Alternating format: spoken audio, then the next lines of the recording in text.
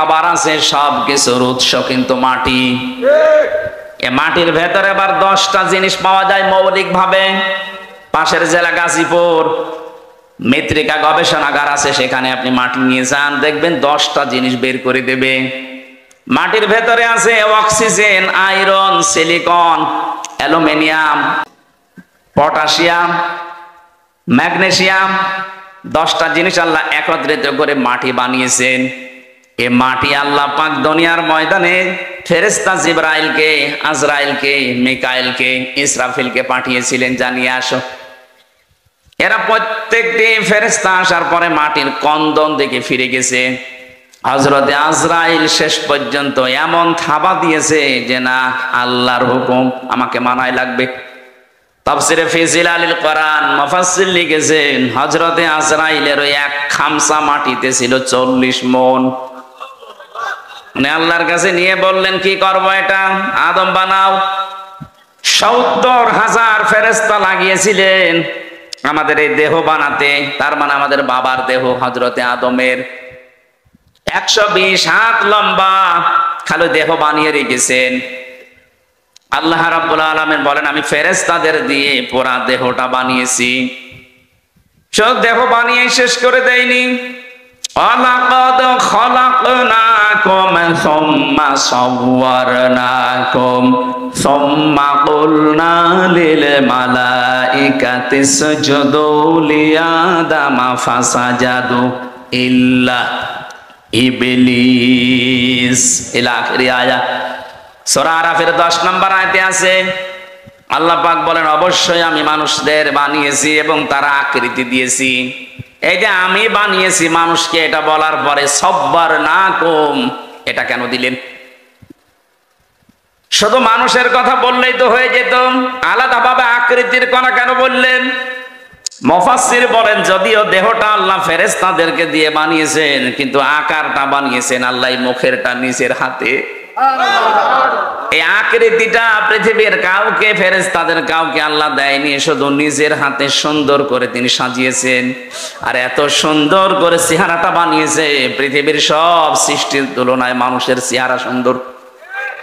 লাকাদ খালাকনাল ইনসানা ফি আহসানি তাকওয়িম। অবশ্যই আমি মানুষকে সব চাইতে সুন্দর আকৃতি দিয়েছি, এত সুন্দর করে মানুষকে বানিয়েছি। এই যে আকারের দিকে তাকান, বিজ্ঞান প্রমাণ করছে আয়াতটা নিয়ে, সাব্বারনাকুম তোমাদের আকার আল্লাহ বানিয়েছেন। এই আকারের ভেতরে 5টা জিনিস আছে। এই 5টার ভেতরে 3টি ইন্দ্রিয় শক্তি কাজে লাগানোর জন্য আল্লাহ আমাদেরকে দিয়েছেন, বিশেষ করে কর্ণ, চক্ষু এবং এই বাক শক্তি, যেটা কথা বলি। মানুষের বিবেক থাকলে মানুষ উল্টাপাল্টা কথা বলতে পারে না। সূরা আরাফে পাবেন এই তথ্যটা, 179 নম্বর আয়াতের প্রথম অংশে আছে, ওয়ালাকাদ যারানা লি জাহান্নামা কাসীরাম মিনাল জিন্নি ওয়াল ইনস। অবশ্যই আমি অধিকাংশ মানুষ আর জিন জাহান্নামে দেব, এই জন্যই বানিয়েছি। এই একটু খেয়াল করবেন, শব্দটা শুরু করার আগে আল্লাহ গ্যারান্টি দিচ্ছে, এটা সুপারলেটিভ ডিগ্রি বলে। ওয়ালাকাদ খলাকনা, ওয়ালাকাদ যারানা, অবশ্যই আমি আল্লাহ বানিয়েছি লি জাহান্নামা, জাহান্নামের জন্য, কাসীরাম মিনাল জিন্নি ওয়াল ইনস, অধিকাংশ মানুষ আর জিন জাহান্নামে দেব, এই জন্য বানিয়েছি। প্রশ্ন আসতে পারে, আল্লাহ যখন কাসীরা দিলেন যে অধিকাংশ জিন আর মানুষ জাহান্নামে দেবে, তাহলে আমাদের আর কোনো দোষ নেই নাকি? এদের পরবর্তীতে আল্লাহ 3টি ইন্দ্রিয় শক্তির কথা দিয়েছেন, যেটা আমাদের এই চেহারার ভেতরে আছে। এই যে বাক শক্তি, যেটা দিয়ে বিবেকের তাড়নায় কথা বলা হয়। বিজ্ঞান আমাদের এই কথা বলা শব্দটা নিয়ে সূরা রহমানের 4 নম্বর আয়াতে আছে, খালাকাল ইনসানা আল্লামাহুল বায়ান। আমি মানুষ বানিয়েছি আর তাকে কথা বলা শিখিয়েছি। এটা নিয়ে বিজ্ঞানে গবেষণা চালিয়েছে যে মানুষ কথা বলে কি করে, দেখি তো। এই যে কয়েক ইঞ্চি জায়গা গলার ভেতরে, এখানে 27টা স্তর আছে। এতটুকু জায়গায় 27টা স্তর পার করার পরে ধাক্কা লাগার পরে একটা কথা তৈরি হয়। আপনি তো মনে করছেন এ আর কি, আপনি টের পাচ্ছেন? এই কথা বলার শক্তি পৃথিবীর কেউ আপনাকে দেয়নি। যারা এই 15.5 বছর কথা বন্ধ করে রেখেছিল তারাও দেয়নি। ডাইরেক্ট ইনডাইরেক্ট ভাবে দেশে আমরা শুধু 14 দলের লোক বাদ দিয়ে বাকি সবাই ছিলাম কথা বন্ধ অবস্থায়। কথা যা বলতাম ওটা কথা না। আমাদের বাক শক্তির উপরে একটা অনিয়ন্ত্রিত একটা গোপন ভাবে আইন জারি করা ছিল, আমরা কথা বলতে পারতাম না। আমি এর ব্যাখ্যা পড়েছি তাফসিরে আর হাদিসে। নবীজি জানিয়েছেন কথা কিভাবে বলো জানো? প্রত্যেকটি স্তরে একটা করে ফেরেশতা বসে আছে। এর কাছে এর কাছে ওর কাছে এভাবে 27টা জায়গা ভাগ ভাগ করে আসে। শেষ নাম্বার ফেরেশতা কথাটা যেভাবে তৈরি হওয়া দরকার ওইভাবে তৈরি করে ছেড়ে দেয়। একজন ফেরেশতা যদি দায়িত্ব অবহেলা করে আপনি কিয়ামত পর্যন্ত কথা বলতে পারবেন না, শুধু গা গু করবেন। কত বড় নিয়ামত পেয়েছেন আপনি, টের পেলেন? আল্লাহ পাক বলেন এই যে যোগ্যতা দিলাম তোমাকে, এই যোগ্যতাটা যারা আগে দুনিয়ায় কাজে লাগায় না, বিবেক যাদের দিয়েছি, হৃদয় দিয়েছি, যে মানুষগুলো অনুধাবন করতে পারে, কিন্তু এই মানুষগুলো অনুধাবন করার শক্তি থাকার পরেও করে না। এটা সারা বিশ্বে এখন তাকান, মানবতা বিপন্ন হয়ে যাচ্ছে, অথচ মোড়ল সারা দুনিয়ায়, দুনিয়া যারা চাষ করে তাদের মুখে কথা নেই।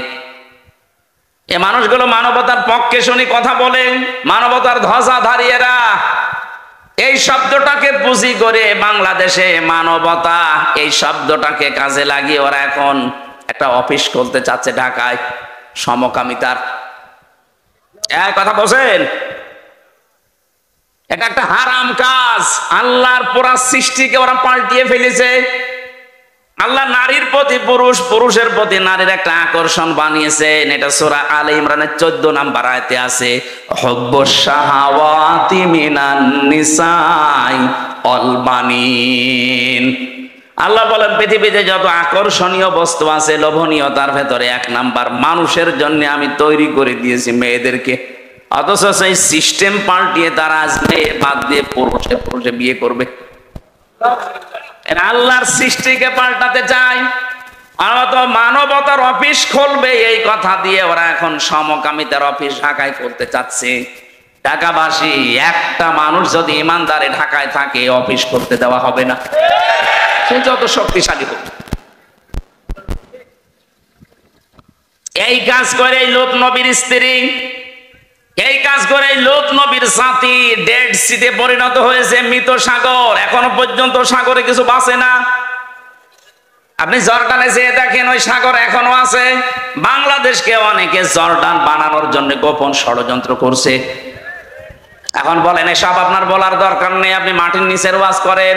আরে ভাই এমন অবস্থার সামনে 2 তলা নৌকা, কয় তলা? আমরা উপর তলায় আছি, নিচ তলায় আছে ওনারা। বারবার উপরে পানি নিতে আসছে। এখন যদি বলে ঝামেলা করেন কেন, নিচে তো পানি আছে, একটু ফুটো করে নিলেই তো হয়। ওরা যদি বলে ঠিক আছে আপনাদের ডিস্টার্ব হয় আর জীবনে আসবো না, পানি তো হাতের কাছে আছে, একটা তক্তা শুধু খুলে নেব। এই কথা বলে যদি ওরা খুলতে চায়, ওপরে আমরা যারা আল্লাহর ওলি বসে আছি যদি বলি লা ইলাহা ইল্লা আনতা সুবহানাকা ইন্নী কুনতু মিনাজ জালিমিন, পানি ওটা বন্ধ হবে? আরো জোরে বলেন। আপনি জাহান্নামে যাবেন, পানিতে ডুবে মরবেন, আমার অসুবিধা ছিল না। আপনার এই দুনিয়ায় তো এখন আমি আছি, আপনাকে বাধা না দিলে যে গজব আসবে ওই গজবে আমারও গ্রেফতার হওয়া লাগবে। এই কারণেই তো বলা লাগছে। আশা করছি আপনার ইঙ্গিত বুঝেছেন। এই দেশে আল্লাহর নিষিদ্ধ কোন কাজ, সে সমকামিতা বলেন আর যেইটাই বলেন। কালকে একজন উপদেষ্টা শপথ নিয়েছে, এই যে ফারুকি, এই লোকটাই সমকামিতা প্রমোট করে।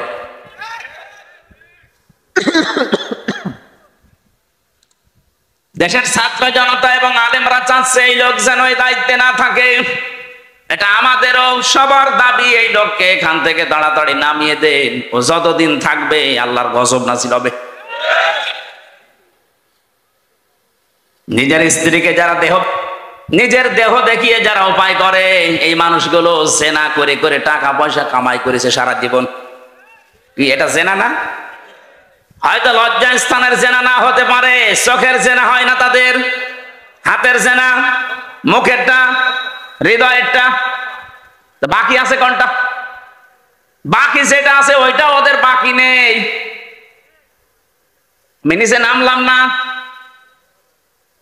এইরকম মানুষকে আপনি মুসলমানের ৯৬ ভাগ দেশে দায়িত্ব দিয়ে দেবেন, কয়দিন পরেই তো প্রমোট করবে যে আমরা পুরুষে পুরুষে বিয়ে করব।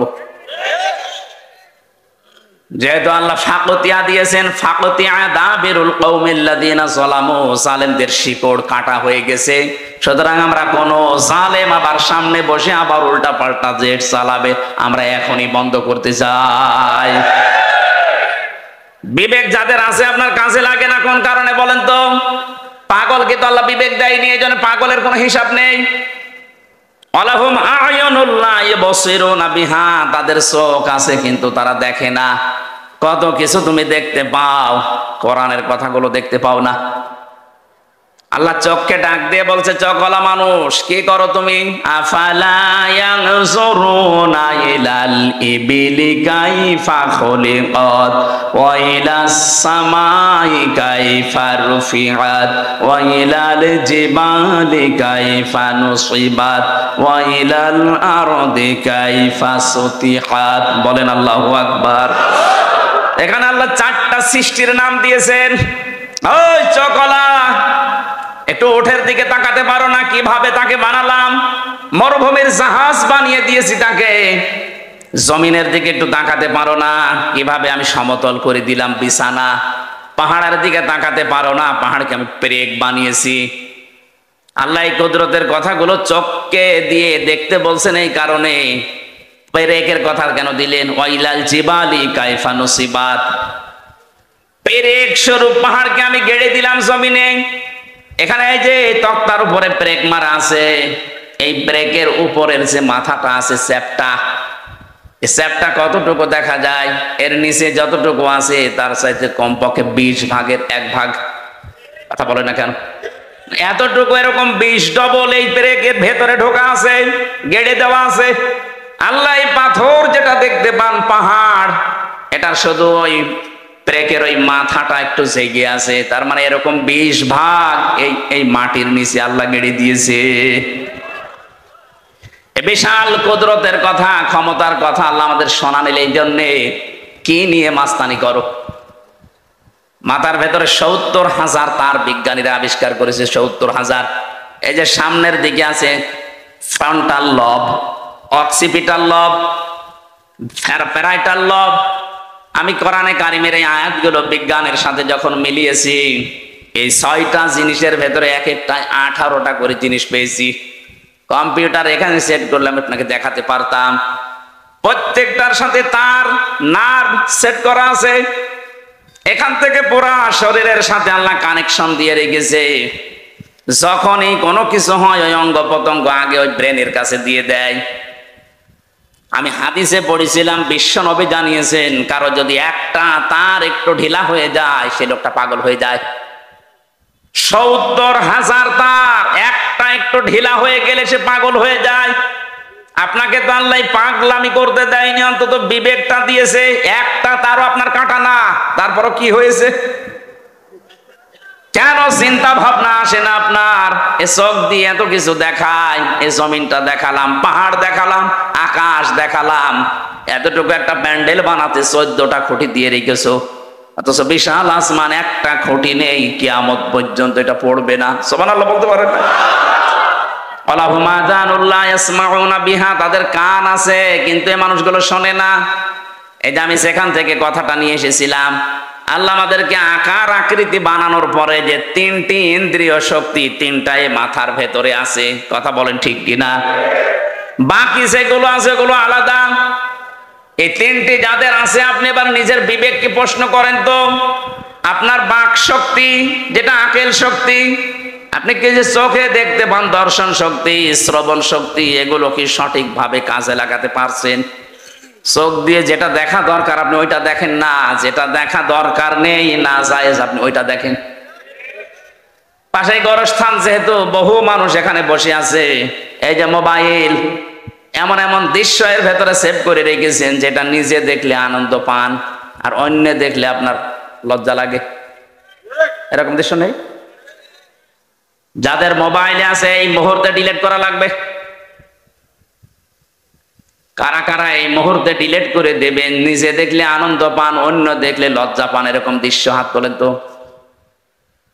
ওই এলাকায় মনে হয় এসব 2 নাম্বারই মেয়ে। আলহামদুলিল্লাহ, ঢাকার মানুষ তো খুব চালাক। যদি থাকে এখানে আমাদেরকে ধোকা দিয়ে বোকা বানানো যাবে। যিনি আপনাকে বানিয়েছে, এখানে বহু মানুষ এরকম নেই, নিজের মোবাইলে, কম্পিউটারে, টিভির পর্দায় নিজে দেখলে আনন্দ লাগে, অন্য দেখলে লজ্জা পায়, এরকম দৃশ্য নেই? এটা কবিরা গুনাহ। নিজে দেখলে ভালো লাগে, আনন্দ লাগে, মজা লাগে, অন্য কেউ দেখলে আপনি কষ্ট পান, লজ্জা পান, শরম পান, এটা হারাম। এই মুহূর্তে যদি এটা ডিলিট না করেন, আপনার ইবাদত বন্দেগীতে মজা পাবেন না। এটা করে দেন, দেখেন ফজরের নামাজে কি একটা শান্তি পান, এখনই করে দিন। ওইটা চলে যাস, তো করে দেওয়া দূরের কথা, ওইটা চলে যাস না। এই এলাকায় ওয়াজ মনে হয় হবে না। আপনার কষ্ট হচ্ছে? আমল যদি শুরু না করি তে এই ওয়াজ প্রতি বছরে বছরে দিয়ে লাভ আছে? এখনই এই আমলটা করা যায় না? আমার এর ভেতরে আছে শুধু লেকচার। আন্তর্জাতিক স্কলার যারা আছে, আন্তর্জাতিক স্কলার আমার বিশ্ববিদ্যালয় স্যারদের লেকচার আছে শুধু, এগুলো আমি সেভ করে রাখি কিছু পাওয়ার জন্য। আপনার মোবাইলে আছে পরিমণির নাচ, বলেন সুবহানাল্লাহ। এরকম নাচ দেশে নেই? থাকলে আপনি ডিলিট করে দিন ভাই। এই যে বাচ্চারা, মুরগির বাচ্চা বলেন, মুরগি যখন এইভাবে পাখাটা দেয়, পাখাটা দেওয়ার পরে ডাউন করার পরে ফল করে ফেলে দেয়, একটার সাথে আরেকটা পর লেগে যায়, লেগে যায় না? একটু সফট হয়, একটু কোমল হয়, মোলায়েম হয়। ওর নিচে যখন বাচ্চারা আশ্রয় নেয় তখন একটা কিচির মিচির কিচিরমিচির আওয়াজ দেয়। এটাকে বাংলায় বলে অনির্বচন সুখ। আপনি আজকে যদি এখনই আল্লাহর ভয়ে এই কাজটা করতে পারেন, ঘৃণা করে যে যা আমি আর জীবনে কাজ করব না, আমার বিবেকে বাধা দেয়, আপনি দেখেন ফজরের নামাজ পড়লে আপনার তখন আলাদা একটা অনির্বচন সুখ পাবে। এটা পাওয়ার জন্যই তো এসেছেন নাকি? সুতরাং এটা আজকেই করে দেবেন, আমি আশা করতে পারি আপনার কাছে। না আশা করতে পারি না? আল্লাহ যেন তৌফিক দেন, বলেন আমিন। আল্লাহ রাব্বুল আলামিন বলেন, আমি এই সুন্দর করে আকৃতি এটা বানিয়ে শেষ করে দেইনি, ফেরেশতাদেরকে এবার ডাক দিলাম। রূহটা তার ভেতরে দেওয়ার পরে সে একটা হাসি দিয়েছিল। বিজ্ঞান জানিয়েছে একবার যখন মানুষ হাসি দেয়, ওর শরীর থেকে এত পরিমাণ জার বের হয়ে যায়, যদি কেউ টাকা পয়সা খরচ করে হাসি দেওয়া লাগতো তো 12,000 টাকা খরচ হতো এক একবার হাসি দিতে। হাসি দিলে এমন এমন জার শরীরের ভেতর থেকে আল্লাহ বের করে দেয় যে সারাদিন প্রবেশ করে। যত রকমের ফাঁকা আছে শরীরে বিভিন্ন জায়গা দিয়ে এগুলো আসতেছে, হাসির মাধ্যমে আল্লাহ ওইগুলো সব দূর করে দেয়, ওই জার গুলো। জোরে বলেন সুবহানাল্লাহ। এটা আমাদের আদি পিতা হযরতে আদমকে আল্লাহ যখন রূহ দেয় তখন তিনি এরকম হাসি দিয়েছিলেন। এই যে বানাতে গিয়ে ফেরেশতারা যে খড়কটা, বালি, মাটি, আগুন, পানি বিভিন্ন জিনিসের ভেতরে ছিল, একবারে হাসি দেওয়ার সঙ্গে সঙ্গে নাক দিয়ে মুখ দিয়ে আল্লাহ সব বের করে দিয়েছেন। হযরতে আদম আলাইহিস সালাম ওই সময় একটা শব্দ বলেছিলেন, আলহামদুলিল্লাহ। আল্লাহ এত বেশি খুশি হয়েছেন শব্দটা শোনার পর, কিয়ামত পর্যন্ত আদমের সন্তান যারা আসবে তারা যদি হাসি দেয়, আলহামদুলিল্লাহ বলা তাদের জন্য ওয়াজিব হয়ে যায়। এমনকি তার পাশে যে থাকবে তার জন্য পড়া লাগবে ইয়ারহামুকাল্লাহ। কথা বলছেন না কেন? কি এত গুরুত্বপূর্ণ কাজ যে আলহামদুলিল্লাহ পড়া ওয়াজিব, পাশে থাকলে তার জন্য ইয়ারহামুকাল্লাহ বলা লাগবে কেন? তার পাশে যে থাকবে সে বলবে ইয়াহদিকাল্লাহ। এর পাশে যে থাকবে 5 জনের নাম পেয়েছি আমি হাদিসে। চিন্তা করলাম একটা শব্দ আলহামদুলিল্লাহ বলা হাসি দি এত কেন? ইয়ারহামুকাল্লাহ, ইয়াহদিকাল্লাহ কেন বারবার এত কেন? কারণ আপনি এক একবার হাসি ডাক্তারের কাছে বলেন যে আমার হাসি দিয়ে দেন, 12,000 টাকা নেবে। একবারে যদি 12,000 হয়, 5 বার যদি হাসি দেন 5 বার আপনি ফকির হয়ে যাবেন শুধু হাসি দিতে। হযরতে আদম হাসি দেওয়ার পরে দাঁড়িয়ে গেছেন। ফেরেশতাদেরকে আল্লাহ পাক বলেন, দাঁড়াও, আমি একটা ক্লাস করাবো আজকে। জান্নাতের ভেতরে আল্লাহ নিজে শিক্ষক হয়ে আদম আলাইহিস সালামকে একটা ক্লাস করিয়েছিলেন। এবার আমি শিক্ষিত মানুষদের বলছি, ওয়া আল্লামা আদম আল আসমা কুল্লাহা সুম্মা আরাদাহুম আলাল মালাইকা। আল্লাহ পাক বলেন আমি নিজে আদমকে ক্লাস করালাম, যত রকমের নাম আছে সব ওই ক্লাসে তাকে শিক্ষা দিলাম। এসএম এর বহু বচন আসমা। আমি আলেমদেরকে বলছি এবার যত তাফসির এখন এই দেশে পাওয়া যাচ্ছে, গতানুগতিক যে তাফসির গুলো দেখবেন ওখানে এসএম এর বহু বচন আসমা। আসমা মানে নাম সমূহ। আপনার কি মনে হয় যারা শিক্ষিত ভাই আছেন, জেনারেল বলেন আরবিতে বলেন, বলেন ওখানে ক্লাস করাচ্ছে কে? আল্লাহ। আপনি হিসাব করে করে বলেন ক্লাস করাচ্ছে কে? আল্লাহ। ছাত্রকে বলেন তো ক্লাসটা কি সাধারণ ক্লাস? আর জায়গা এই গণশাস্ত্র ভার্সিটি না, সরাসরি আল্লাহ নিজে জান্নাতের ভেতরে, সাধারণ মানুষের ক্লাস না, একেবারে প্রথম মানুষ, তাও নবী, তাকে ক্লাস করাচ্ছেন আল্লাহ নিজে শিক্ষক হয়ে। আমরা তাফসিরের ভেতরে পড়ে থাকি যে বিভিন্ন নাম শিখিয়েছে, আমরা মনে করি নাম মানে আলু, পটল, ঝিঙা, বেগুন, এটা শিখিয়েছে। আপনার কি বিবেক মরে গেছে নাকি বলেন তো? অত বড় একটা গুরুত্বপূর্ণ ক্লাসে যে যত বড় প্রতিষ্ঠানে ক্লাস নেয় তার ক্লাসের ওই মান মর্যাদা ওই রকমের হয়। ক্লাস 1 এসে ক্লাস নিচ্ছে, ও বিশ্ববিদ্যালয়ে মাস্টার্সে ক্লাস নিতে পারবে? বলেন বলেন। কারণ ভার্সিটিতে যারা ক্লাস করে 80 জন 85 জন ছেলে মেয়ে সব ম্যাগনেট, ওইটা নিয়ে বসে আছে। ওখানে 1 ঘন্টা ক্লাস নিতে হলে আপনাকে 50 ঘন্টা পড়া লাগবে। যদিও এরকম শিক্ষক এখন আস্তে আস্তে হারিয়ে যাচ্ছে, এখন অধিকাংশ গুলো ব্যবসা হয়ে গেছে। কথা বলছে না? আমার বিশ্ববিদ্যালয়ে এক একটা সেমিস্টারে কমপক্ষে 42টা ক্লাস নেওয়ার কথা, 3টা 4টা নেয়, বাকিগুলো সব আল্লাহর রাস্তায়। এটা যদি রেকর্ড হচ্ছে আমার স্যাররাও শুনবে, শুধু আমার স্যাররা না, সারা পৃথিবীতে এটা যাবে কালকে বিভিন্ন ভাষায় রূপান্তর হয়ে। সবাইকে বলছি কান খাড়া করে শুনবেন। ওয়াইলুল লিল মুতাফফিফিন আল্লাযীনা ইযা কাতালু আলান নাসি ইস্তাওফুন। আল্লাহ পাক বলেন ধ্বংস হয়ে যাক ওই দোকানদারগুলো, যেই মানুষগুলো দুনিয়ায় ওজনে কম বেশি করে। প্রশ্ন আসতে পারে এটার ভেতরে শিক্ষককে আপনি পেলেন কোথায়? হ্যাঁ আছে, নেওয়ার সময় বেশি নেয়, দেওয়ার সময় কম দেয়, এরা ধ্বংস হয়ে যাবে। কে বলছেন? আল্লাহ। আরো জোরে বলেন। আরে ভাই, ক্লাস 1 থেকে শুরু করে প্রাইমারি, হাই স্কুল, কলেজ, বিশ্ববিদ্যালয়, হাফিজিয়া মাদ্রাসা, কওমি মাদ্রাসা, নুরানি মাদ্রাসা, দাওরা মাদ্রাসা, কত রকমের প্রতিষ্ঠান এই দেশে আছে। আমরা তো অধিকাংশ শিক্ষককে দেখি, শিক্ষিকাকেও দেখি, ওরা ক্লাসে যেভাবে দেওয়া দরকার ওভাবে দেয় না, বলে কোচিং করা লাগবে, প্রাইভেট পড়া লাগবে। কেন আপনাকে সরকার কি দিচ্ছে না? আপনি ক্লাসেই দিতে পারতেন। 8টা ঘন্টা আপনার কাছে আমরা থাকি, ক্লাসে দেওয়ার জন্য আপনি তো 8 ঘন্টা 10 ঘন্টা পড়ে আসবেন দিনের বেলা। মাত্র 8 ঘন্টা ডিউটি আপনার, বাকি সময় তো সরকার আপনাকে ফ্রি দিয়েছে, খেলা করার জন্য দেয়নি। আপনি যা করবেন ওই সাবজেক্টের উপরে যত রকমের তথ্য উপাত্ত আছে সব জোগাড় করবেন, এসে ক্লাসে ওইগুলো ডেলিভারি দেবেন। আপনি তো নেওয়ার সময় ঠিকই নিয়েছিলেন। একজন বিশ্ববিদ্যালয়ের স্যার হওয়ার জন্য কত লেখাপড়া করা লাগে আপনি জানেন। আপনারা তো নেওয়ার সময় তো বিভিন্ন জায়গা থেকে ঠিকই নেন, কিন্তু দেওয়ার সময় আর ক্লাসে দিতে চান না, তখন বলে প্রাইভেট পড়বি, কোচিং করবি। আপনি ওই মুতাফফিফিনের ভেতরে শামিল। আপনি নেওয়ার সময় ঠিকই বেশি নিয়েছেন, দেওয়ার সময় দিলেন না, আপনি ধ্বংস হয়ে যাবেন। আজ নিজের বিশ্ববিদ্যালয়ে ক্লাস নিতে চাই না, প্রাইভেট ভার্সিটিতে যে ক্লাস নিচ্ছে মাসের পরে মাস। এই কথা বলছেন? আমি জানি স্যাররা এটা শোনার পরে বলবে হামজা বেশি বোঝে, বেশি বুঝি আমি, এটাই বাস্তব।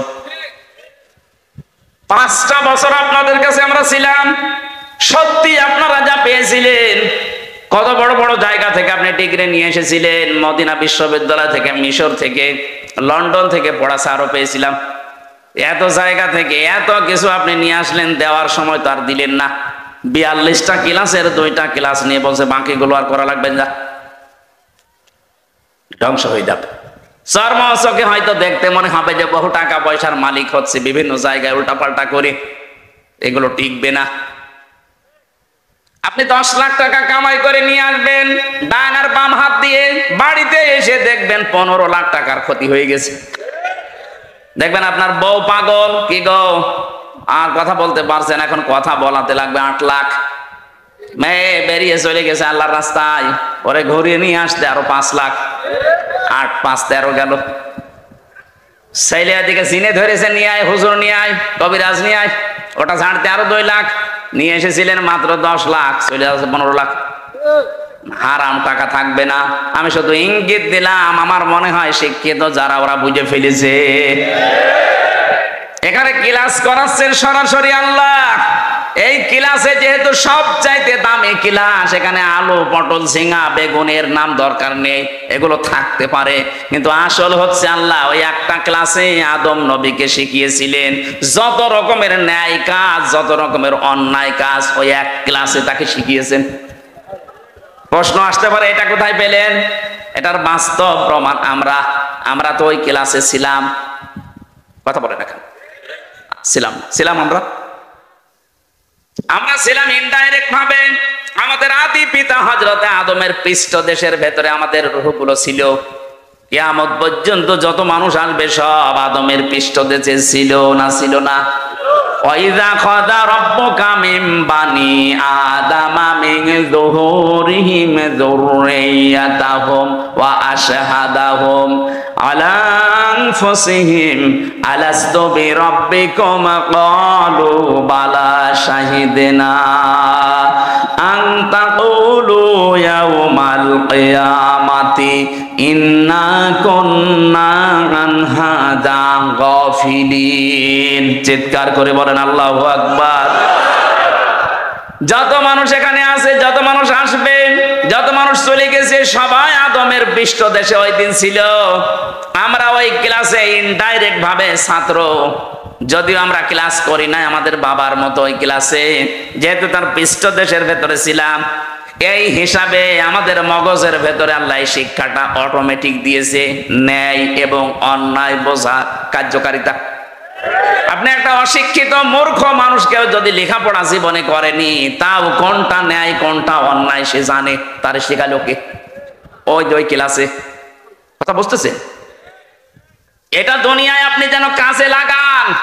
এই জন্য আল্লাহ পাক আদমের পৃষ্ঠদেশ থেকে বের করে নিয়ে উনি আমাদেরকে প্রশ্ন দিয়েছিলেন, আলাস্তু বিরাব্বিকুম, আমি কি রব না? সবাই আমরা এক বাক্যে বলেছিলাম, ক্বালু বালা, অবশ্যই আপনি আমাদের রব। ওই যে অবশ্যই আপনি আমাদের রব, এই কথা বললাম কোন জ্ঞানের ভিত্তিতে? ওই যে আদম নবীর ওই ক্লাসের ভিত্তিতে। আমার কথা বোঝা যাচ্ছে না? তাহলে সকল ন্যায় এবং অন্যায়ের যে সাবজেক্ট গুলো সব ওই একদিনে তিনি শিক্ষা দিয়ে দিয়েছেন। ওখান থেকে তিনি হযরতে আদম আলাইহিস সালামের বাম পাজরের হাড় দিয়ে আমাদের আদি মাতা হযরতে হাওয়াকে বানালেন। সুন্দরী একটা মেয়ে লোক বানিয়ে রেখে দিয়েছে। হযরত আদম ঘুম থেকে উঠে দেখলেন সুন্দরী, তাকালেন এবং ধরতে গেলেন, কারণ নিষিদ্ধ জিনিসের প্রতি আকর্ষণ সে জন্মের শুরু থেকেই। কথা বলে না কেন? যেই তাকিয়েছে, ধরতে গেছে, আল্লাহ বলে ধরাও যাবে না, তাকানো যাবে না। আদম নবী বলছে, আল্লাহ ধরাও যাবে, তাকানো যাবে, এই বুদ্ধি দেন। বুদ্ধি দিলাম, বিয়ে করা লাগবে। এই জন্য আদমের সন্তান কিয়ামত পর্যন্ত যারা আসবে, আর যদি মূর্খ হয় দেখবেন নামাজের ফরজ কয়টা জানে না, কিন্তু বিয়ে করা ফরজ এটা জান। আপনার পেটে বোম মারে, ওজুর ফরজ কয়টা বলতে পারবে না, বিয়ে করা যে ফরজ কে জান। বহু যুবক মানুষ এখানে বাবা যারা আছেন, পুত্র যদি এবং ছেলের মেয়ে যদি প্রাপ্ত বয়স্কা হয়ে যায়, আপনি বিয়ে দিতে চান না, বলো নিজের পায়ে আগে দাঁড়াক। নিজের পায়ে দাঁড়াতে গিয়ে যদি একবার কোনো কাম করে ফেলে, কিয়ামতের দিন আপনিও জেনাকারের কাতারে দাঁড়াবেন। এই জন্য বাবারা একটু সাবধান হবে। ওর ঘাড়ে সোয়াল তুলে দেন, এমনি বর সিস্টেমও জেনে ফেলবে। আমরা মনে করি ওরে নিজের পায়ে দাঁড় করিয়ে, তারপর আমি রিমান্ডে যখন ছিলাম একটা হিন্দু পেয়েছিলাম অফিসার, এই বাড়ি রাজবাড়ি, রাত 12টায় আসে, ভোর 6টায় যায়, প্রায় আসতো। আমার বলছো, হুজুর আমি এই বাংলাদেশ, ভারত, পাকিস্তান সহ এই সমস্ত এলাকার মুসলমানদের ইসলাম মানা আর বাইরের দেশগুলোতে আমি গিয়েছিলাম, মিশনে ছিল, আমি একটা মুসলিম দেশে মিশনে ছিলাম, ওই জায়গায় ওদের যে ইসলাম মানার পদ্ধতি এটা আলাদা। কি করে অফিসার আমারে বলছিল, আমি ওখানে 2 বছর ছিলাম, এক হোটেলে খাবার খেতাম, যে হোটেলে খাবার খাই ওই হোটেলের মালিক একটা মুসলমান, কিন্তু ছেলেকে বানিয়ে রেখেছে বয়, কি হোটেল বয়, এই যে পানি খাবার রুটি এগুলো এনে দেয়, এই কাজ করে। 2 বছরের ভেতরে দেখলাম কি গো, পরিচয় নিয়ে জানলাম যে ওটা ওর ছেলে। বললাম যে আপনি কি? আমি মুসলমান। কেমন মুসলমান আপনি? আমার দেশেও তো মুসলমান আমি দেখেছি, আপনি কেমন মুসলমান? আপনার ছেলে, আপনি এত বড় হোটেলের একটা মালিক, আর আপনার ছেলেকে আপনি হোটেলের বয় বানিয়ে রেখেছেন, ও পানি দেয়, খাবার দেয়, রুটি দেয়, এটা কথা হলো?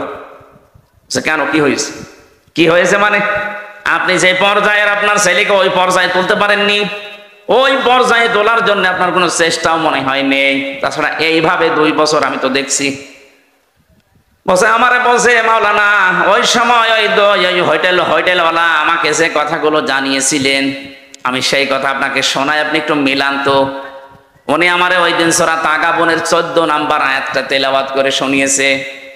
ও মনে করছে আমি মুসলমান, আমি যে হিন্দু ও তো জানি না, কিন্তু আমি হিন্দু হলেও আমি কিন্তু লেখাপড়া করে কোরআনের বহু আয়াত বাংলায় মুখস্থ করেছি। যে সূরা তাগাবুন বলেছে, আমি অফিসে যে বাংলায় বের করে সূরা তাগাবুনের 14 নম্বর আয়াতটা মিলালাম, কি দেখি আছে এখানে। আল্লাহ পাক জানিয়েছেন, ইয়া আইয়ুহাল্লাযীনা আমানু ইন্না মিন আযওয়াজিকুম ওয়া আওলাদিকুম আদুওয়াল লাকুম ফাহযারুহু ইলা আখিরি আয়াত। আয়াতে আল্লাহ ঈমানদারকে ডাক দিয়ে জানিয়েছেন, হে যারা ঈমানের দাবি করো, অবশ্যই তোমাদের স্ত্রী, সন্তানাদি আর সম্পদাদি এগুলো কিন্তু মাঝে মাঝে তোমাদের শত্রু হয়ে দাঁড়াবে, সুতরাং এদের ব্যাপারে খুব সতর্ক থাকবা। এদের পেছনে পড়ে, এদের পেছনে লাগতে গিয়ে, এদের পেছনে শ্রম দিতে, সময় দিতে গিয়ে আমার আল্লাহর বিধানটা যেন ভুলে যেও না। আমি বললাম আপনি কি বোঝাতে চান এখানে? উনি আমাকে বুঝিয়েছিল, হুজুর উনি আমারে এই আয়াত দিয়ে বোঝাতে চেয়েছেন, আমার এই ছেলেটাকে আমি লেখাপড়া শেখাতে চেয়েছিলাম, যতটুকু চেষ্টা করেছি ও আর পড়ে নাই, তো ওর যে লেখাপড়ার দৌড়, এরপরে আমি ওর একটা সৎ পাত্রী দেখে পাত্রস্থ করেছি, ওকে বিয়ে দিয়েছি। 3 নাম্বার দায়িত্ব ছিল আমার ওর একটা কর্মজীবন তৈরি করে দেওয়া। তা আমি যে কর্মজীবন দেব, ওর তো সেই যোগ্যতা নেই।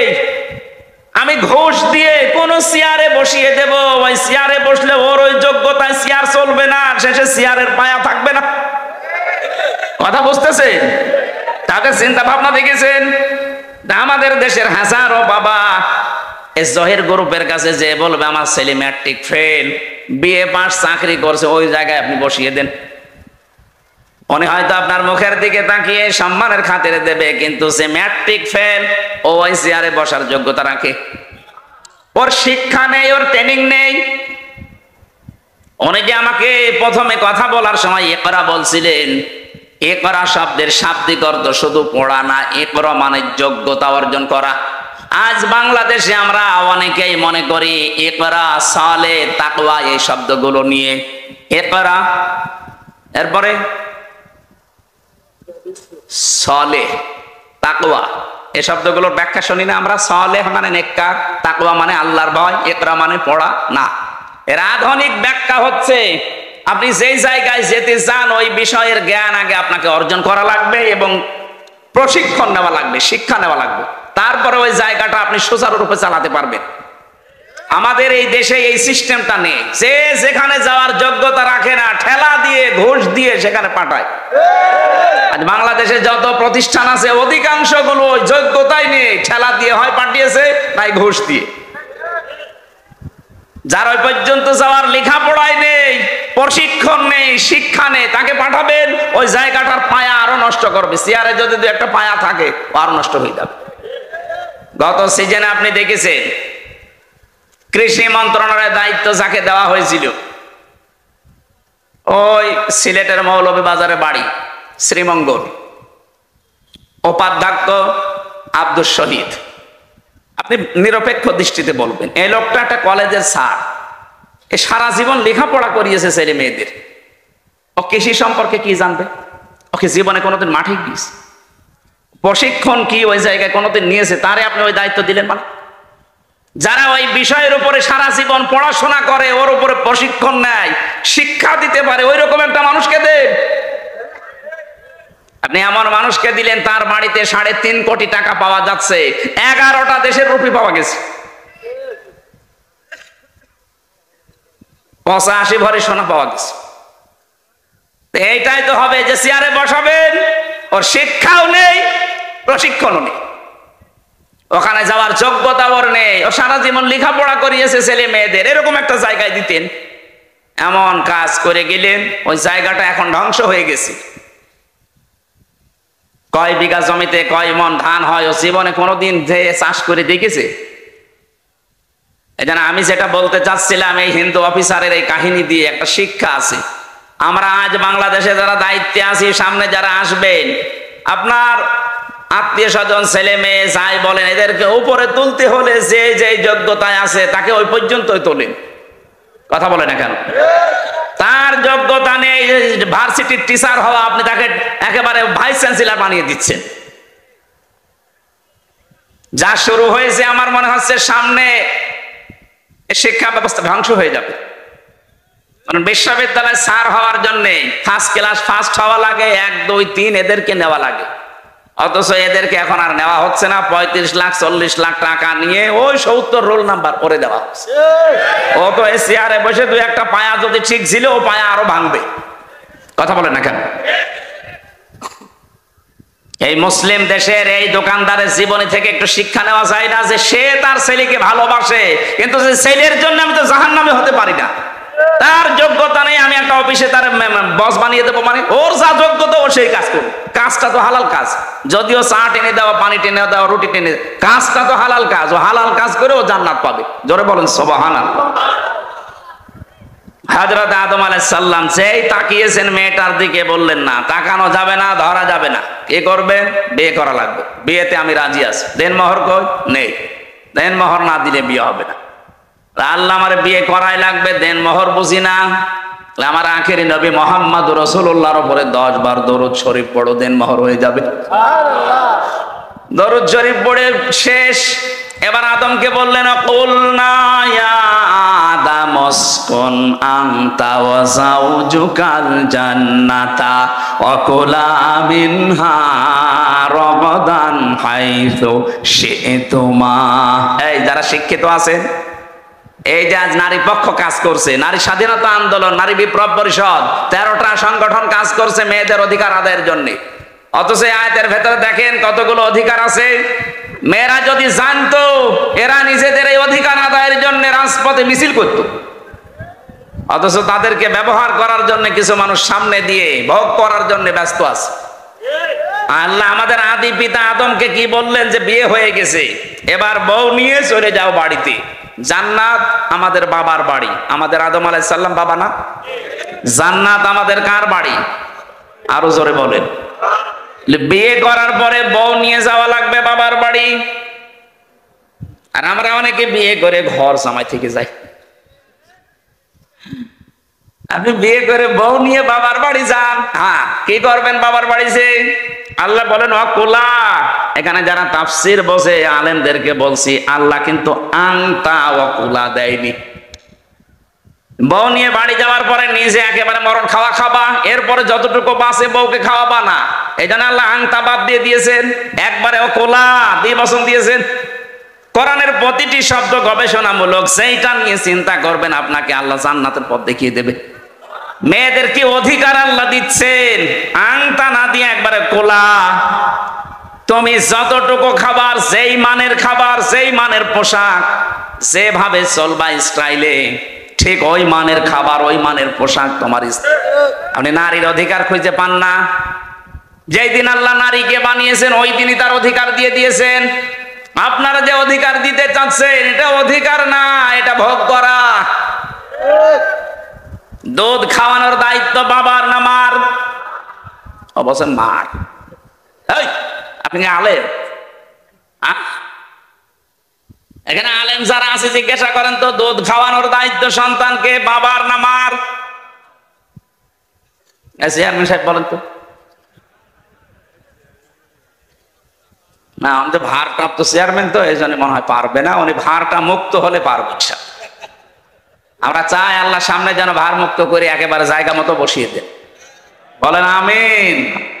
আমি আজকে একটা নিরসন করব, যারা আছেন এটা রেকর্ড হচ্ছে, দুধ খাওয়ানোর দায়িত্ব বাবা, কিন্তু মা এই দায়িত্বটা পালন করছে দয়া করে। উনি যদি পালন না করে, আপনার কোথায় পেলেন? হ্যাঁ, সূরা বাকারা 2 নম্বর পারা 17 নম্বর পৃষ্ঠা 1ম নম্বর লাইনে 232 নম্বর আয়াত মাঝের অংশে আছে, ওয়াল ওয়ালিদাতু ইরদি'না আওলাদাহুন্না হাওলাইনি কামিলাইনি লিমান আরাদা আইয়ুতিম্মার রাদা। এটা মুযাক্কার শব্দ, পুরুষ, পুরুষের দায়িত্ব এটা। 2 বছর দুধ খাওয়ানোর দায়িত্ব কার? বলেন বলেন। কিন্তু পুরুষের মেশিন পত্র আছে, আমরা পাবো কোথায়? এটা আল্লাহ তো আমাদেরও মেশিনই দেয়নি, সুতরাং এটা দিয়েছে যাদের, ওনাদের দিয়ে দায়িত্ব পালন করিয়ে নেয়। ওনারা যদি বলে না আমি করব না, ওনার গুনাহ হবে না। এখন মারা যদি বলে যে তোমার ছেলে তুমি দুধ খাওয়াও, যদি আমাকে দিয়ে কাজ করাতে চাও 2 বছর 5 লাখ করে টাকা দেওয়া লাগবে, আপনাকে তাই দেওয়া লাগবে। মাইকে বলা মনে হয় ঠিক হইল, মহিলারা তো শুনছে। সম্মানিত মা বোনেরা কানে হাত দিয়ে থাকেন, আমি গোপন কথাটা বলে ফেললাম। এখন যদি ওরা বলে যে তোমার এক একটা ছেলে মেয়ের জন্য 5 লাখ করে টাকা দাও, তারপরে দুধ খাওয়াবো, নাই তোমারটা তুমি খাওয়াও, আমি পাবো কোথায়? অধিকার আপনাদের যা দিয়েছে একটা একটা করে, যেহেতু কোরআন থেকে হাদিস থেকে নেন, এই যারা আন্দোলন করছে এদের মুখে ঝাঁটা দেওয়ার কথা মনে হবে আপনার। নারী বিপ্লব পরিষদ গঠন করে উনি চালাচ্ছে। মেয়েদেরকে সামনে দিয়ে যে মানুষগুলো মিছিল করে, এদের রুচি কি? আমি একবার যশোরে মাহফিলে গিয়েছিলাম, যশোর ওই যে পালবাড়ি যে মোড় আছে, ওই সময় বাসে যেতাম। বাসে যেয়ে নেমে দাঁড়িয়ে আছি, যশোর MM কলেজের মেয়েরা মিছিল করছে যে ইফটিজিং এর বিরুদ্ধে ডাইরেক্ট অ্যাকশন। মনে করলাম আল্লাহ, এখন যে অবস্থা, পুলিশে যদি আমারে ধরে আবার কোন সালের অপরাধী বলে চালিয়ে দেয়। পুলিশের ভয়ে ঢুকলাম এক চাঁদ দোকানে, ঢুকে দেখছি পুলিশ চা খাচ্ছে। আরে ভাই, আপনার ঝামেলা একলা বেকার, আর আপনি আমার সামনে। উনি আমার বলছে হুজুর একটা কথা বলি, বলেন। সেই যে মিছিল আসতেছে, যশোর MM কলেজের মেয়েরা, এক একটার বয়স হচ্ছে 20 বছর 22 বছর 25 বছর। এই যে যুবতী মেয়েরা, বুকে কোনো ওড়না নেই, স্কিন টাইট প্যান্ট পরা, একটা ব্যানার ধরে আছে হাত দিয়ে, আর এক হাত দিয়ে বলছে ইফটিজিং এর বিরুদ্ধে ডাইরেক্ট অ্যাকশন। উনি আমার বলছে হুজুর যে জিনিস দেখছি মনে হচ্ছে ইফটিজিং আমি আগে করি। না, ঠিকই বলিস। কিসের অধিকার আদায় করার জন্য আপনি নামেন? আর আপনাকে আল্লাহ কি অধিকার দিয়েছে? স্বামীকে বলছে আহা আদম, বউ নিয়ে যাও বাবার বাড়ি, যে শুধু নিজে মরণ খাওয়া খাবা না, যতটুকু খাবা, যতটুকু মানের খাবার, ওই মানের খাবার স্ত্রীকে দেওয়া লাগবে। এতটুকু আল্লাহ শেষ করেননি। অকুলা মিনহা রগদান হাইসু শি'তুমা, বউ নিয়ে ঘরের ভেতরে একেবারে তালাবদ্ধ করে রাখবা না, ওখানে যেখানে ইচ্ছা যাবে, যা ইচ্ছা খাবে। তার মানে কি, বউ নিয়ে আপনি ঘোরাফেরা করতে পারেন, বিভিন্ন জায়গায় যেতে পারেন। আজ বাংলাদেশ জামাত ইসলামীর যিনি আমিরে জামাত ডাক্তার শফিকুর রহমানকে সাংবাদিকরা প্রশ্ন করছে, যদি ইসলামে দেশে আসে তাহলে মেয়েরা তো ঘরবন্দি হয়ে যাবে, তালাবদ্ধ হয়ে যাবে। না, মেয়েরা সবচেয়ে বেশি অধিকার পাবে যদি বাংলাদেশে ইসলাম কায়েম হয়।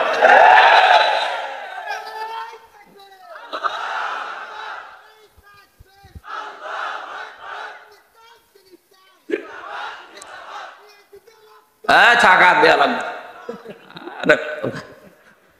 রক্তগুলো এখন থাক, অন্তত পরে কাজে লাগবে। সম্মানিত মা বোনেরা, আপনাদের অধিকার যেগুলো দিয়েছেন কোরআনে একটা একটা করে, উনি যেহেতু কোরআন পড়ে জানে, উনি বলেছে এই কারণে কোরআনের দিকে তাকিয়ে, যদি ইসলাম এসে যায় এদেশে, মেয়েরা সবচেয়ে বেশি অধিকার ভোগ করবে।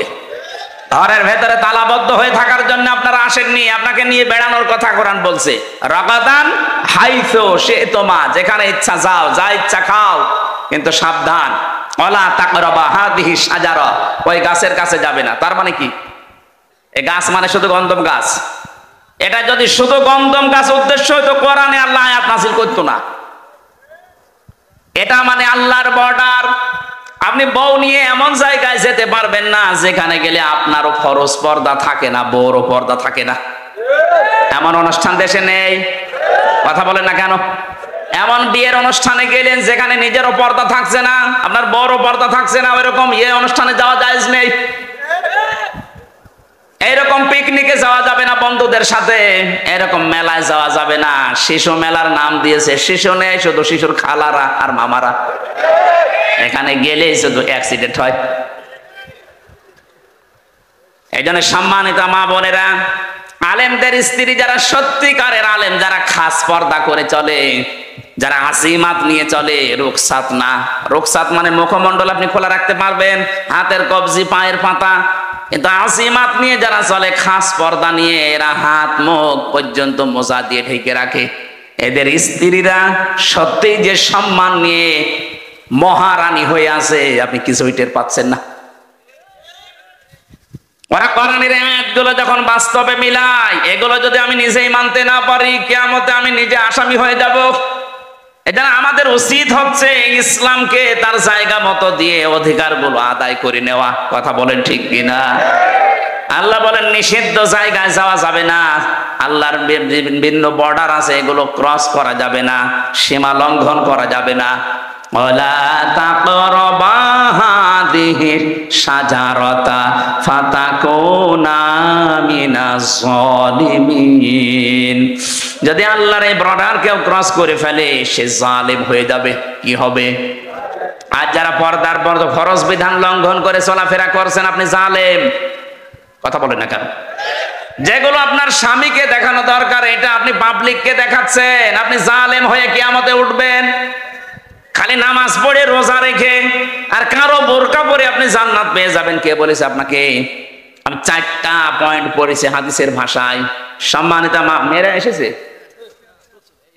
সম্মানিতা মা বোনেরা, এবার আপনি কান খাড়া করেন। মিশকাত শরীফের হাদিস, বিশ্বনবী বলেন নেককার মহিলা কোনটা জানো? অনেকে বলছে নামাজ পড়ে রোজা রাখে, কালো বোরকা পরে। নবী বললেন না, ওই মহিলাটাই নেককার। ইদা নাজারা ইলাইহা সাররাতুহু, যার দিকে তার স্বামী বাইরে থেকে এসে যখন তাকাবে, তখন স্বামীকে আনন্দ দেবে। এরকম মহিলা আমার মনে হয় এখন ঘরে ঘরে নেই। নেই বলে তো আমরা পরকীয়া প্রেম করি। আচ্ছা ঠিক, তার মানে ও চালাচ্ছে কাজ। আলহামদুলিল্লাহ, ভালো। সম্মানিত মা বোনেরা দেখেন, এতগুলো মানুষ বসে আছে আমরা, আর আপনার স্বামী বলে ফেললো ঠিক, তার মানে আপনি ওই রকম কিছু করেন না।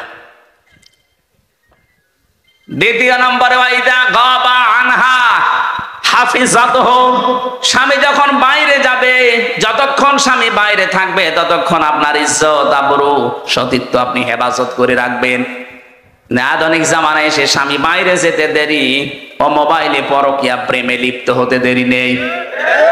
এমনকি বাইরের লোক নিয়ে এসে স্বামীর ওই কাজ ওকে দিয়ে করাচ্ছে। ধরে বলেন নাউজুবিল্লাহ। 3 নম্বরে বিশ্বনবী বলেন অতুইনু আলা দীনি যাওজাতুহা।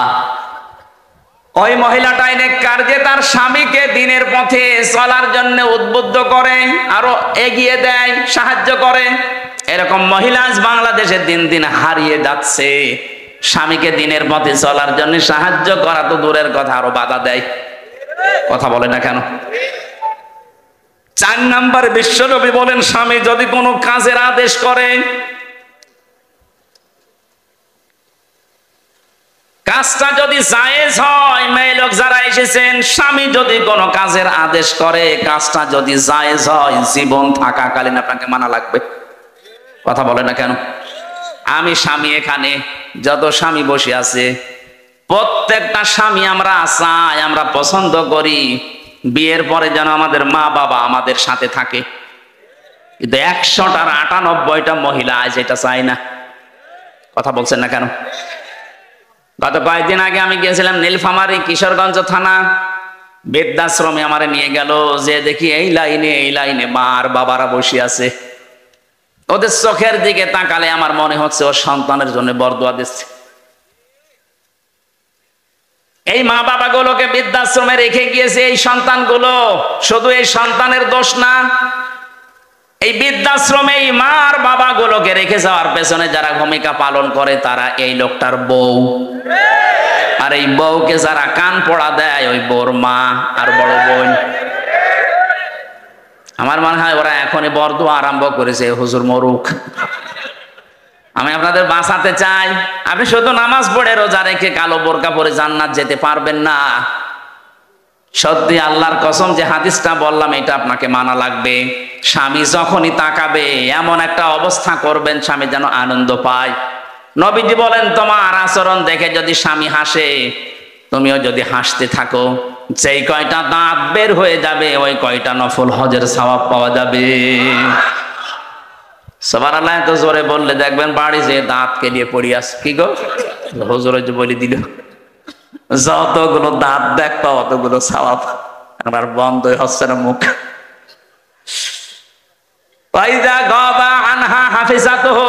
স্বামী যখন বাইরে যাবে, খুব গুরুত্বপূর্ণ বিষয় এটা। নামাজ রোজার মতোই ফরজ। আপনার শরীরকে আপনি হেফাজত করে রাখবেন, এমনকি মোবাইলে কোন আওয়াজে কথা বলবেন সেইটাও আল্লাহ কোরআনে দিয়েছেন। সূরা আহজাবের 32 নাম্বার আয়াত, 22 নাম্বার পারা, প্রথম নাম্বার পৃষ্ঠা 3 নাম্বার লাইনে আছে। এটা তাফসিরে খাজেনের ভেতরে পাবেন। ইয়া নিসান নাবিয়্যি লাস্তুন্না কাআহাদিম মিনান নিসাই ইনিত্তাকাইতুন্না ফালা তাখদা'না বিল কওলি ফায়াতমা'আল্লাযী ফী কলবিহি মারাদুন ওয়া কুলনা কাওলাম মা'রুফা। বলেন আল্লাহু আকবার। আল্লাহ বলেন হে নবীর স্ত্রীরা, কারোর সাথে যদি কথা বলতে চাও পর্দার আড়াল থেকে কথা বলবা, সঠিক কথা, মিথ্যা কথা বলা যাবে না। সম্মানিতা মা বোনেরা, মোবাইলে বলেন, ফ্যাক্সে বলেন, ফোনে বলেন, যেখানেই কথা বলেন মিথ্যা কথা বলবেন না, কিন্তু ভাষা হবে রুক্ষ সূক্ষ্ম। এমন কড়া কড়া ভাষা দিয়ে কথা বলবেন ঝাঁঝালো গলায়। ওর মনের ভেতরে যদি গুড়ও থাকে বলবে আল্লাহ দরকার নেই, এ মহিলা না আজরাইল। আর যদি আপনি শাবনূরের কণ্ঠ দিয়ে বলেন আসসালামু আলাইকুম বিয়ান সাহেব, বিয়া সাহেব বলে না, ওর মনের ভেতরে যদি দুর্বিসন্ধি থাকে, খারাপ অন্তরের মানুষ হয়, ওকে শয়তান ধোঁকা দেবে আর চিন্তা করবে কাজ হচ্ছে। আর কিছুদিন লাইন লাগায়, শেষ পর্যন্ত দেখবেন 2 সন্তানের মা ওর হাত ধরে পালিয়েছে। বেশি বলে ফেললাম, এটা হচ্ছে না দেশে? মেয়েদের কণ্ঠ পর্যন্ত পর্দা, কিভাবে কথা বলবে। এই জন্য আমার এই মোবাইলে মহিলা কণ্ঠ যদি কোনো জায়গা থেকে কল কেউ দেয় ফতোয়া ধরার জন্য, আমি হোসাইনকে দিয়ে দিই, তো তুই যা করবি করবে। হোসাইন এখানে আসে না, ওরা জিজ্ঞাসা করেন, আমি মেয়ে লোকের কণ্ঠ ধরতে চাই না। আর মাসলা মাসাইল জানার দরকার হলে আপনার স্বামীকে দেন, আপনার ছেলেকে দিয়ে বলা, কারণ এটা রেকর্ড হয়। আমি রিমান্ডে যে এটা দেখেছি। আমরা যা মনে করছি এত সহজ না। এই জন্য কথাবার্তারা খুব হিসাব করে বলবেন। টাকলা মোরাদের মতো 6 মিনিট 29 সেকেন্ড যে ফাঁস হয়ে যাবে, মন্ত্রিত্ব চলে যাবে। তাও তো অডিও ফাঁস হয়েছে, আর যেগুলোর ভিডিও ফাঁস হচ্ছে এদেরকে আমার মনে হয় জবাই করা দরকার। 80-85 বছর বয়স, আর ওর নাকি ঘুম পাড়ানো লাগে। আমি নিচে নামলাম, এ মানুষের ভেতরে পড়ে, আর এরা বলে দেশ চালাচ্ছে। রাত 12টা-2টা পর্যন্ত ঘুম আসে না, এর ঘুম পাড়ানো লাগে আল্লাহর ওলিদের দিয়ে। এদের আবার সাক্ষী পাচ্ছে না। আমি গ্রেপ্তার হওয়ার পরে আমার ম্যাডামকে কল দিয়েছে মাওলানা আমিরুল ইসলাম বেলালী সাতক্ষীরা। ওই কলের রেকর্ড দেখে আমার পরের দিন রিমান্ডে শোনাচ্ছে। কি গো, কি আশ্চর্য। এই জন্য কথা কারোর সাথে বললে, বিশেষ করে এই যে মোবাইল নাম্বারে, এই মোবাইল নাম্বারে কথা বলা আর গোয়েন্দাদের সামনে কথা বলা সমান। হোয়াটসঅ্যাপটা এখনো আছে, কিন্তু এখন আর নিরাপদ নেই, এটা এখন ওদের আন্ডারে চলে গেছে। খুব হিসাব নিকাশ করে চলবেন ভাই।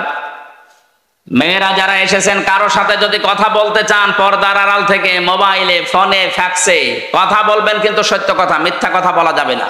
কিন্তু ভাষা হবে রুক্ষ সূক্ষ্ম। ভাষা হবে কি, আল্লাহর এই বর্ডারটা, আপনি স্বামী বাড়ি থেকে চলে গেছে, বর্ডারটা আর ঠিক রাখেন না, আপনি ক্রস করে ফেলেন। অথচ আপনার হেফাজত করার দরকার ছিল আপনার কণ্ঠ, আপনার শরীর, আপনার সতীত্ব, এমনকি আপনার সন্তান যেটা আছে, স্বামীর সন্তান, ওইটা আপনার স্বামীর সম্পদ, সব আপনি হেফাজত করে রাখবেন। আপনি দায়িত্বশীল। 3 নম্বরে আপনি সাহায্য করবেন স্বামীকে দ্বীনের উপরে চলার জন্য। তাহলে হযরতে রহিমার সাথে আপনি কিয়ামতে জান্নাত পাবেন। হযরতে খাদিজাতুল কুবরা, তাকে আল্লাহ সালাম পাঠিয়েছিলেন এই কারণে, তার জীবনের সবকিছু তার স্বামীকে সাহায্য করার জন্য তিনি দিয়েছিলেন। আর আমরা এমন বউ পেয়েছি, ওর 15 ভরি স্বর্ণ আছে, আপনি ক্যান্সারে মরে যাবে, 1 ভরি বিক্রি করতে বলেন, বলে না তুমি মরে যাও, দরকার আরেকটা বিয়ে করবো, তাও বেচতে রাজি না। এই জিনিস নিয়ে আমরা সংসার করছি। 4 নম্বরে স্বামী যেটা চায় ওটা যদি জায়েজ হয়, আপনার জীবন থাক আর যাক ওটা মানা লাগবে।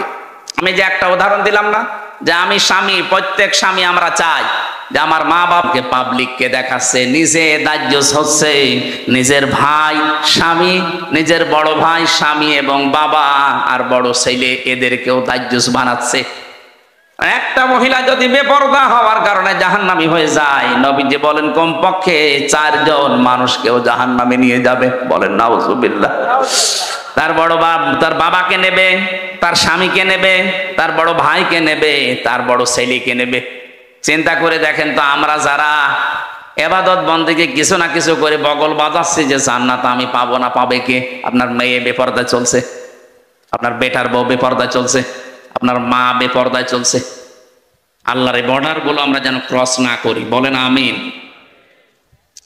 আল্লাহ রাব্বুল আলামিন বলেন, এই যে এইভাবে করে আমি তোমাদেরকে বানালাম, বানানোর পরে তোমাদের সম্মান বৃদ্ধি করার জন্য ফেরেশতাদের মাধ্যমে সেজদা দেওয়ালাম, দুনিয়াতে নিয়ে আসলাম।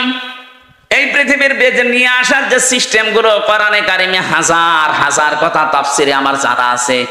রাত গভীর হয়ে যাচ্ছে আর আমার শরীরও পারছে না, জ্বর ছিল আজকে, এই জন্য কেমন লাগছে। এরপরে দুনিয়ার 2 নম্বর আয়াতে আল্লাহ দুনিয়া সম্পর্কে কিছু দিয়েছেন, অফিহা নুঈদুকুম, এই মাটির ভেতরে তোমাকে আবার রেখে গেলাম কিছুদিন দুনিয়ায় ঘোরাফেরা করিয়ে, আমিনহা নুখরিজুকুম, এখান থেকেই তোমাকে তোলা হবে, তারাতান উখরা, আবার আরেকবার। সুতরাং আরেকবার যে আল্লাহর সামনে আমাদের এই শরীর নিয়ে দাঁড়ানো লাগবে, কোনো সন্দেহ নেই, এটা কোরআনের কথা। ওখানে যেন দাঁড়াতে পারি আর নিজেদের জীবনের হিসাব যেন মিলাতে পারি, সেই জন্য এখনই সতর্ক হন। এই কবরে যাওয়ার আগে ওখানকার সামানা দুনিয়া থেকে জোগাড় করার চেষ্টা করেন এখন থেকেই। আমি সহ যারা এসেছি প্রত্যেককে কবরে যাওয়ার আগে সামানা নেওয়ার তৌফিক দেন। বলেন আমিন। এখানে যারা আছে 100 বছর পর এখানে একটা মানুষও থাকবে না, সব মানুষ ওই জায়গায় যাবে। এই জমিন চাষ করবে তখন নতুন মানুষ। সুতরাং আমরা একটা মুসাফির, আমরা কি দুনিয়াতে জীবনযাপন মুসাফিরের মতোই করা দরকার, যেহেতু এটা একটা ধোকার জায়গা। তো আমাল হায়াতুদ দুনিয়া ইল্লা মাতাউল গুরুর, পৃথিবীর জমিন ধোকা। কে বলছেন বলেন তো? এখান থেকে 200 বছর পরে এই মুরব্বী যদি এখন ওনার যে বাড়ি আছে ওখানে যদি 200 বছর পরে এসে বলে বাড়ি আমার, ওখানে যারা বাস করবে ও ঢুকতে দেবে? কিসের মুরব্বী আপনি? বলেন উনি এই বাড়ির জন্য কত কিছু করেছে দুনিয়ায়, অথচ তারই মাত্র 200 বছর পরে আর ঢুকতে দিচ্ছে না। এইটাই বাস্তবতা। এটাই কি 200 বছর আগে যে লোকটা বিদায় নিয়েছে, আমি যে বাড়িতে থাকি এই বাড়ির মালিক সেই লোকটাই ছিল, সে এখন আসলে আমি উঠতে দেব? কি অবস্থা দেখেন তো দুনিয়া। এজন্য একটু খেয়াল করে শুনবেন, কোরআনে কারিমের এটা পুরাটা যেন ইবাদত হিসাবে আল্লাহ কবুল করে নেন। আমিন। যারা আমরা এখানে এসেছি কোরআনে কারিমের কথা শোনার জন্য, সূরা আনআমের 44 নম্বর আয়াত আমি পড়লাম যে ফালাম্মা নাসু মা যুক্কিরু বিহি, যখন তারা আমি আল্লাহর ঘোষণা ভুলে গেল, ফাতাহনা আলাইহিম আবওয়াবা কুল্লা শাইইন, তাদেরকে যত নিয়ামতের দরজা সব খুলে দিলাম তাদের উপরে। বাবের বহু বচন আবওয়াব, ফাতাহনা এক আলিফ টান আছে, এর ফাইল বা কর্তা সরাসরি আল্লাহ নিজে। তাহলে আল্লাহর আইন যারা ভুলে যায়, আল্লাহর নিয়ম নীতি মনে রাখে না, তাদের উপরে রহমত বরকতের দরজা খুলে দেয় কে? কেন দেয়? ভালোবেসে না। আল্লাহ পাক বলেন কেন দেয় জানো? ইন্নামা নুমলি লাহুম লিয়াজদাদু ইসমা, আমি চাই যে ওই মানুষগুলো ওদের পাপের বোঝা যেন দুনিয়ায় পরিপূর্ণ করে নেয়। আরে 15.5 বছরে যারা ছিল তারা তাই করেছে। একটা অপরাধের কথা বলেন যে এটা 15.5 বছরে হয়নি, বলে সব হয়েছে। একেবারে ছোট থেকে বড় যত অপরাধ দুনিয়ায় হতে পারে, ছোট অপরাধ মানুষকে গালি দেওয়া, বড় অপরাধ আয়না ঘর। মানবতার সাথে কত বড় একটা কৌতুক ছিল, অথচ তার দ্বারা আজ মানবতার ফেরিওয়ালা নাম নিচ্ছে, মানবতার পক্ষে কথা বলছে।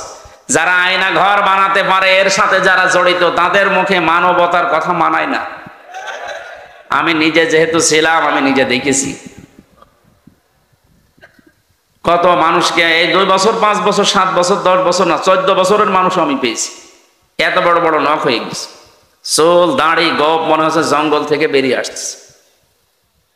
এই বড় বড় নখ দিয়ে খুশিয়ে খুশিয়ে দেওয়ালের সাথে লিখে রেখেছি মোবাইল নাম্বার ছোট ছোট লিখা, ভাই যদি বাইরে যেতে পারেন কেউ অন্তত এই নাম্বারে জানাবেন যে আমি বেশি আছি। আমি আজ 14 বছর আছি।